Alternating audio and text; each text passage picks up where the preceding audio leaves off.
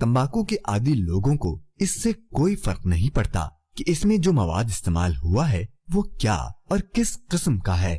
असली कत्था महंगा होने के सबब मुतबादिल तौर पर नकली कत्था और जानवरों का खून डालकर शामिल किया जाता है। छालिया की जगह खजूर की गुठलियाँ वगैरह, कीड़ा लगी हुई छालिया और लकड़ी का बुरादा शामिल किया जाता है। ये बात भी सुनने को मिलती है कि तंबाकू में मौजूद निकोटीन को मुंह में ज्यादा जज्ब करने और इसका नशा दुबाला करने के लिए कांच के बारीक जर्रात इस्तेमाल किए जाते हैं।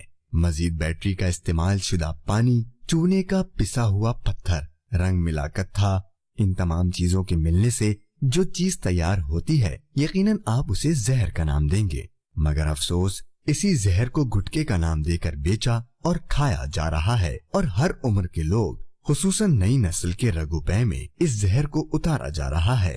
एक मकामी अस्पताल के मुआलिज डॉक्टर ने गुटके से मुतासिर होने वालों के बारे में बताया कि रोजाना तकरीबन 150 मरीज मुंह, जबान, गले और गर्दन के कैंसर के इलाज की गर्ज से आते हैं और हर साल तकरीबन 20,000 कैंसर में मुब्तला लोग इलाज के लिए आते हैं।